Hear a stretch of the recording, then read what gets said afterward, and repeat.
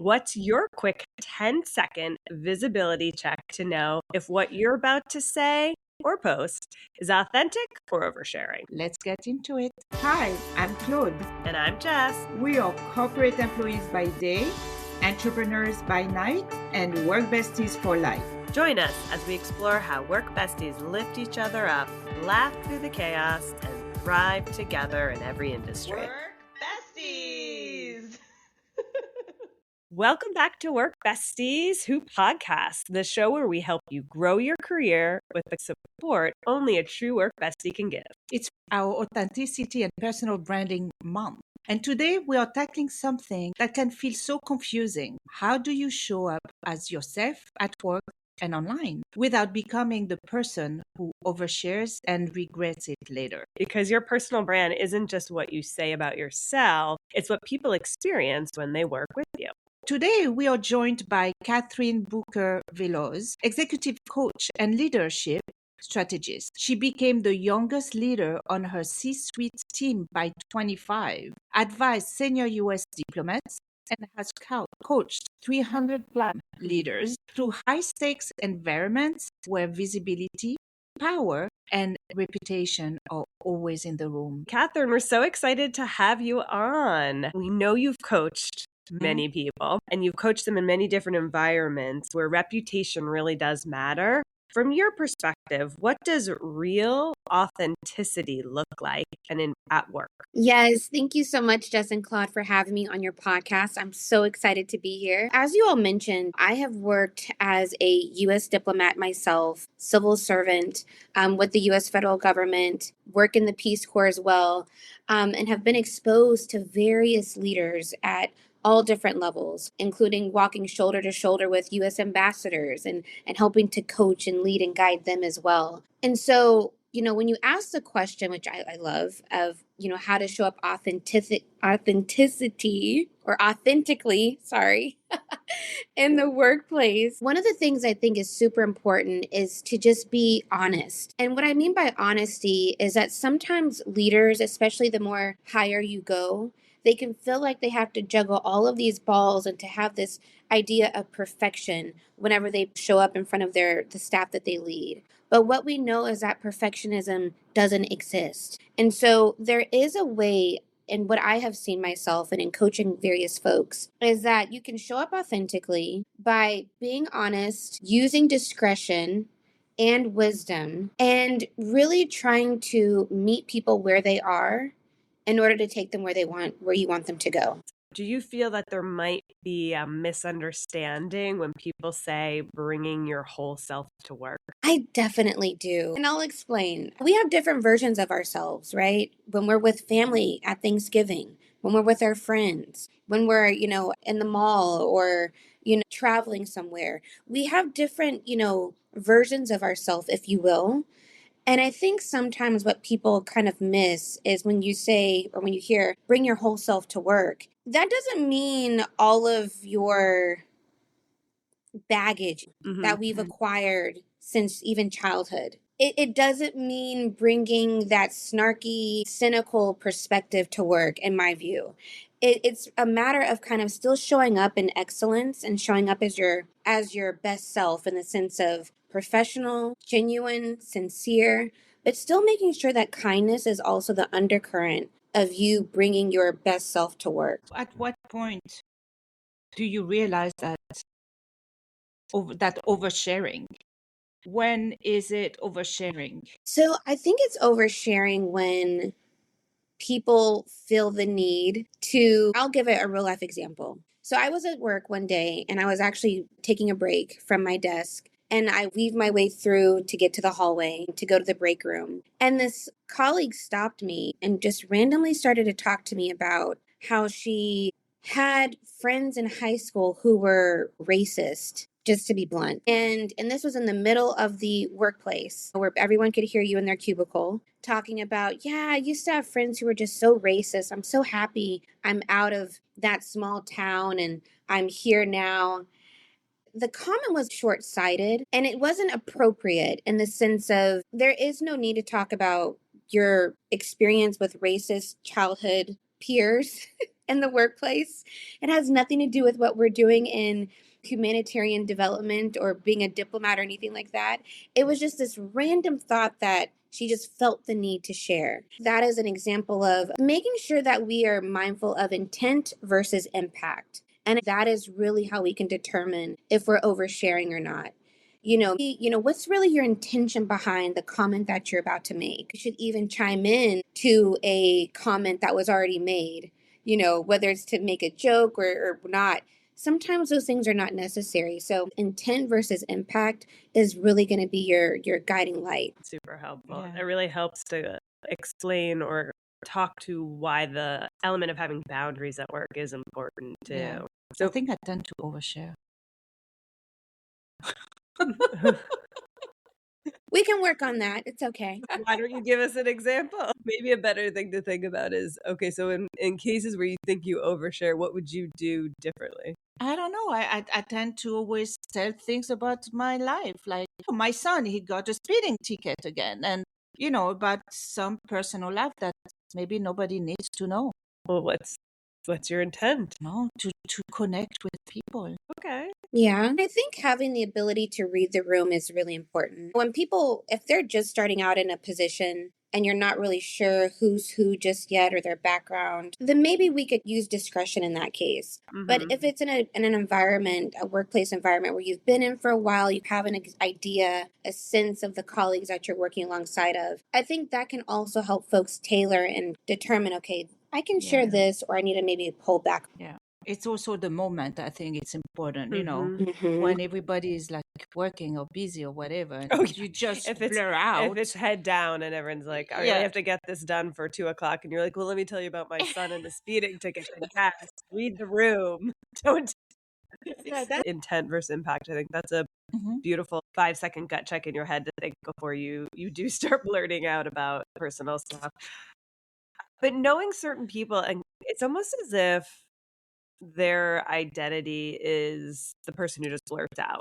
How do you help differentiate that is your personality or what brand you've become versus helping to craft people away from that? Yeah. And to me, Jess, it goes back to the bring your whole self to work or your full self to work. Yeah. I think there's a time and place for everything. Right. And I think this is where people have kind of gotten to miss the mark a bit when you say show up as your whole self. Because if your whole self is blurting out maybe inappropriate comments that maybe make your friends laugh, but in the workplace may have a different impact, then maybe decide to kind of put that trait or characteristic on the back burner. And it goes back to kind of what I mentioned earlier about using that discretion and wisdom and knowing the folks that you talk to. Whether we like it or not, the traits that we have, good or bad, they have a impact on the people that we are working alongside of.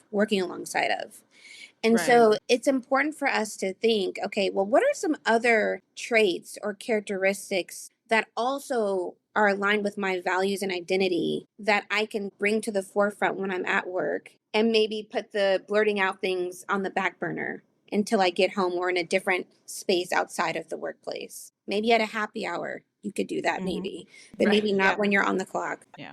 That's fair. So on the flip side, there are a lot of people that do overshare, but then there are the people that almost wear like an armor and you know nothing about them. What is that balance? Or is there one? Is it better to keep up the body armor and never share anything? So I actually love what Dr. Brene Brown talks about where in her book, Dare to Lead. Highly encourage folks, if you haven't read it, to read that book. And it's based on armored traits and brave traits. And so whenever you show up with your armor on, it actually keeps you from being seen, is what the research shows.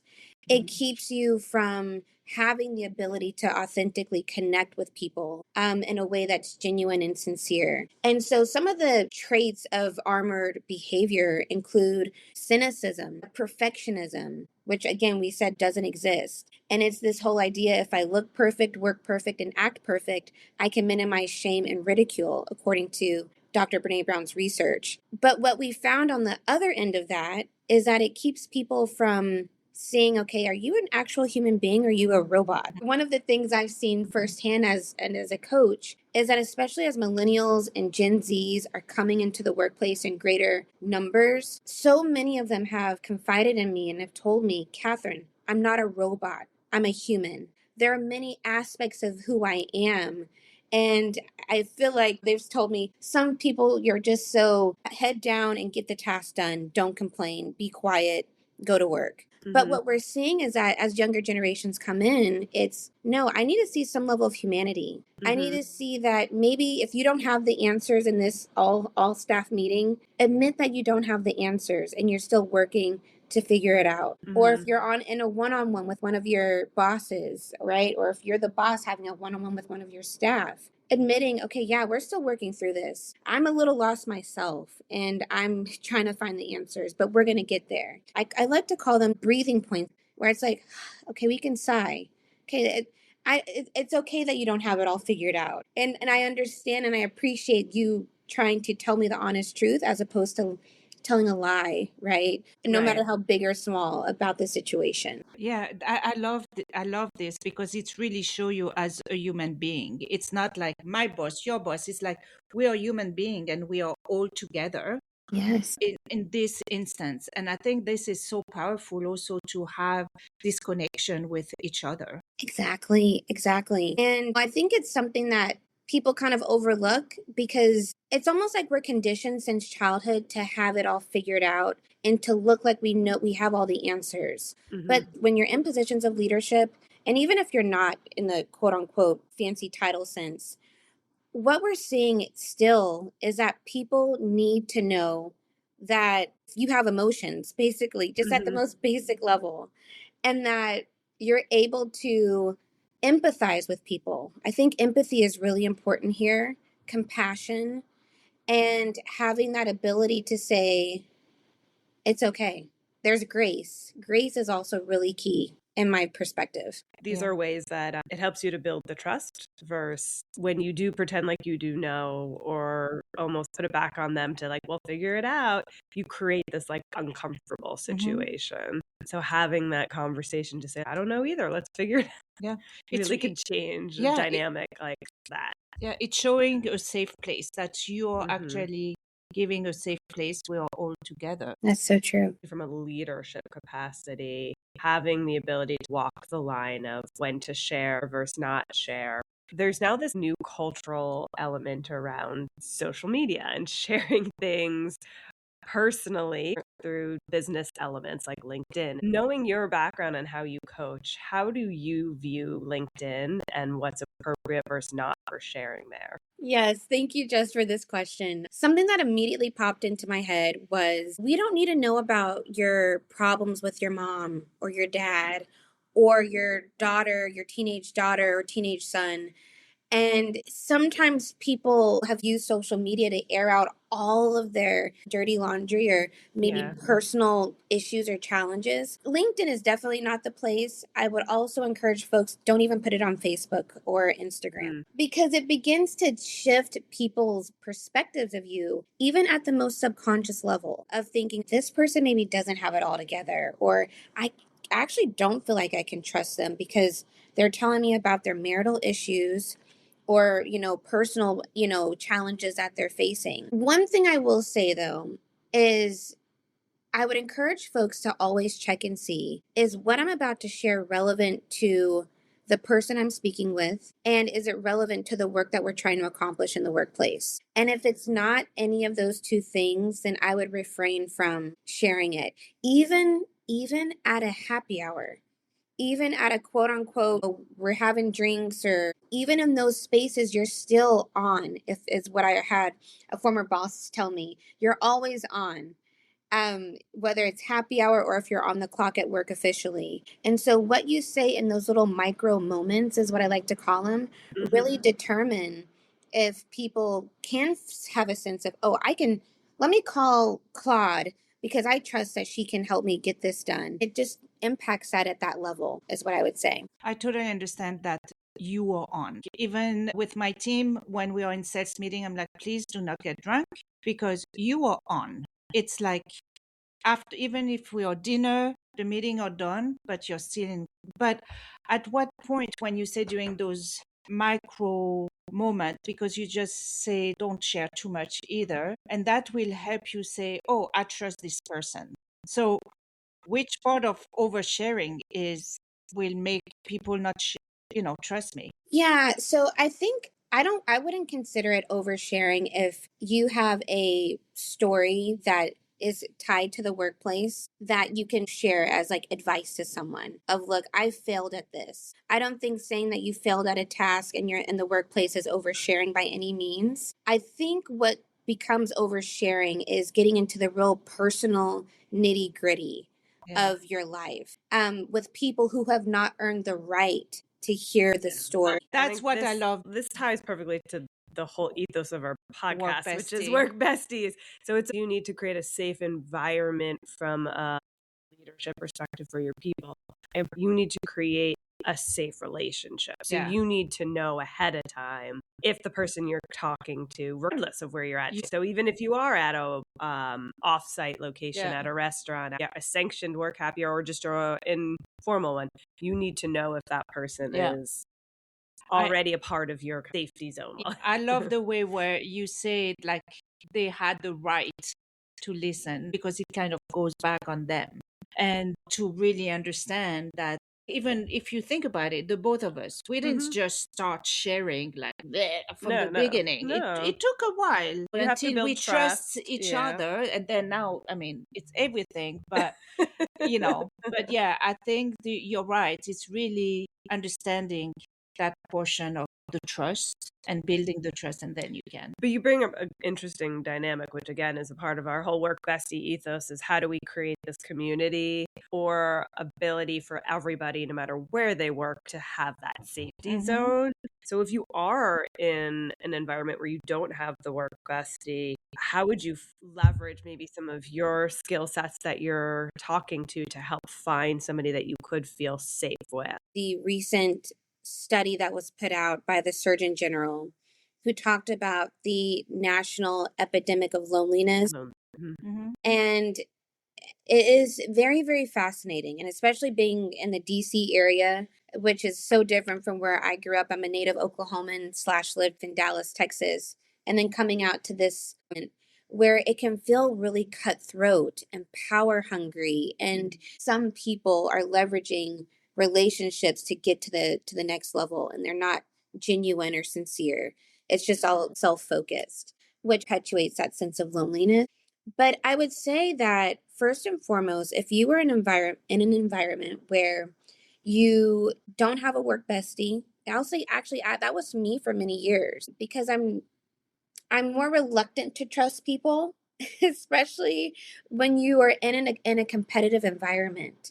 I used to hear the term at my previous job before I started my company, where people don't just backstab you, but they front stab you too. And I'm like, really? And hearing that and walking with people through those situations is really intense, but it is a very real experience. So I would still say to someone, if they don't have a work bestie, is to try to be that good bestie for your own self first. So really making sure that you're embodying the values that you want in a work bestie. And then I believe that just by nature of the law of attraction, you will eventually get those people in your circle just by you embodying it yourself. You just said you didn't used to have one, right? Do you believe in having work friendship at work?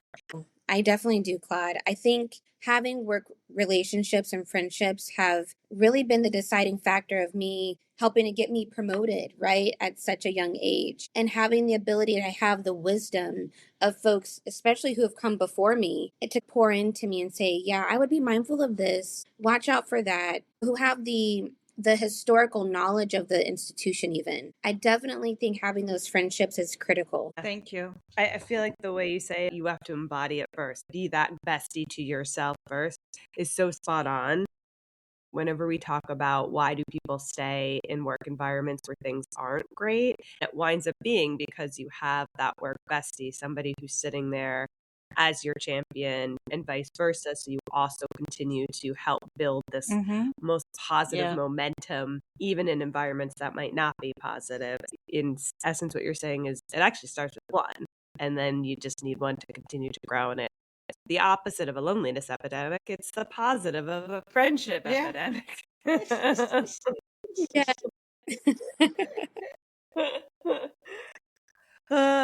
So you hit on a bunch of themes that I think in the Work Bestie community really come to life around being authentic, being supportive, really knowing your value and worth, knowing what you do now in your own company.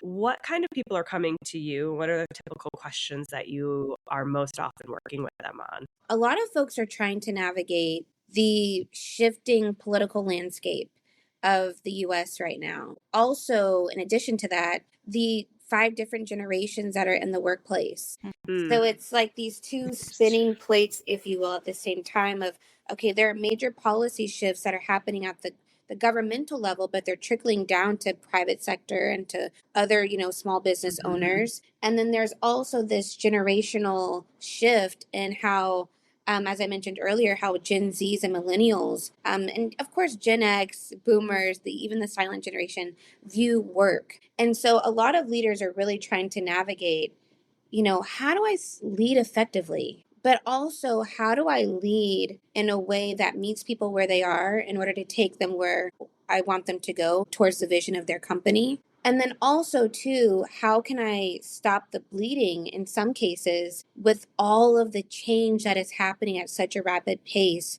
with the various policies and cutting of contracts and shifting priorities? And there are folks who are saying to me how to stop the bleeding. And I know that's pretty graphic, but it is in a way how these folks are feeling. So one of the things I would say is those have been some of the biggest points for folks. And then also wanting to continue to develop themselves personally as leaders, that professional development.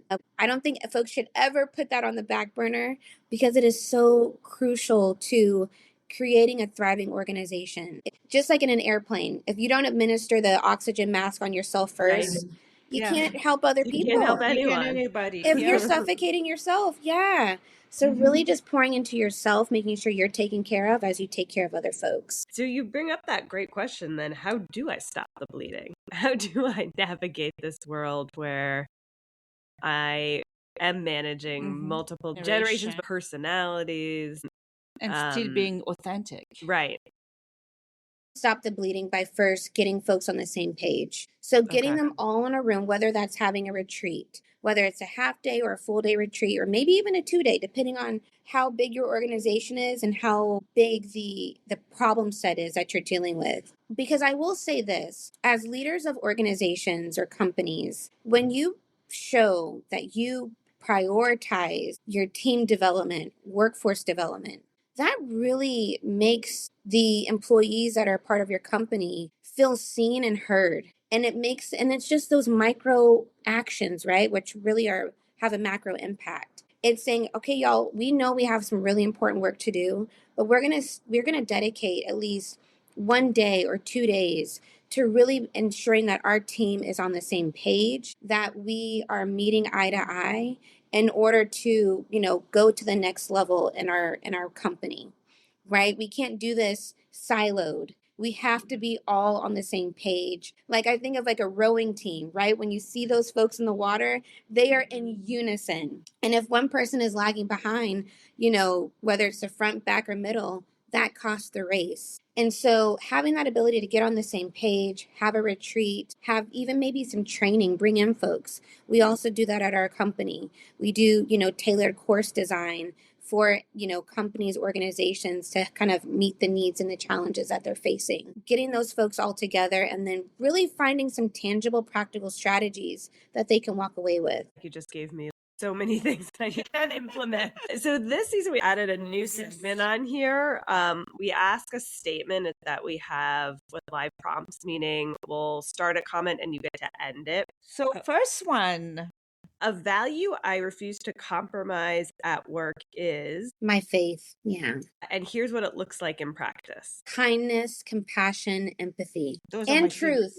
And Yes. truth. Favorite words. A lesson I learned the hard way was You cannot jump into a task and think that everyone is just going to follow behind you. You really have to consult with folks individually, get their buy-in, and then, go forward, run full speed ahead towards the task you're trying to accomplish. so that's what you're doing. But by learning that, that's what you're doing with your team or with your clients now. Yes. Yeah. Learned it firsthand. Because if not, they'll lag behind and they'll straggle or they'll resist it entirely. If you want to be known for blank, start doing blank consistently. Okay. If you want to be known for being a people-centered leader, you have to meet people where they are. And that starts by having a basic conversation with them consistently over time. Ooh, that brings it almost yeah. full circle with the balancing the line of understanding compassion, empathy without oversharing. Yeah. Well stated, Kathryn. I love that. Let's put that in our, work area, little quotes. Yes. Quotes to live by from Kathryn. All right, Kathryn. So we teased in the very upfront that we were going to ask a big question. So what's your quick 10-second visibility check to tell if something is authentic or oversharing before you say it in a meeting or posting it online? I would say intent versus impact. Also, really the intention is really key. What is the intention behind this action? And what's the impact that it's going to have on the people around me or the people who are going to look at it even a month from now? So helpful. Intention versus impact. And I'm going to take the 3 seconds to think about that when I'm at work now. Yeah. I'm going to have to do that. Yeah. Yes. And I would add emotional intelligence, right? People hold themselves, put their arm across their body. Those are forms of protection. Being mindful of those nonverbals, because those nonverbals say a million more words that are not spoken. So, Kathryn, what you working going on right now? Yes. So for everyone who's listening at our company, Influence Leadership Lab Coaching and Consulting, we have a 6-month coaching program. And what we're offering a free complimentary 1-hour coaching call where folks can come in with a problem or issue set, and I will work with you in live time to, navigate through that challenge that you're trying to figure out. And then if you decide that it was helpful, then we can decide, okay, maybe is 6 months of coaching, the next step. Love it. That's amazing. I was going to say, if this episode didn't help you, I think what we know what to do. Contact Kathryn and have that one-on-one hour special. Yes.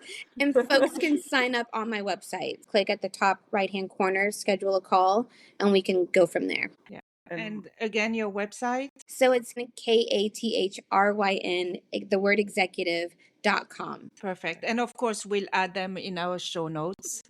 But thank you, Kathryn. This was great. So Work Besties, you know what to do. Contact Kathryn, and we'll see you all next week. Bye. Thank you. Bye. Remember, whether you're swapping snacks in the break room, rescuing each other from endless meetings, or just sending that perfectly timed meme, having a work bestie is like having your own personal hype squad. So keep lifting each other up, laughing through the chaos, and of course, thriving.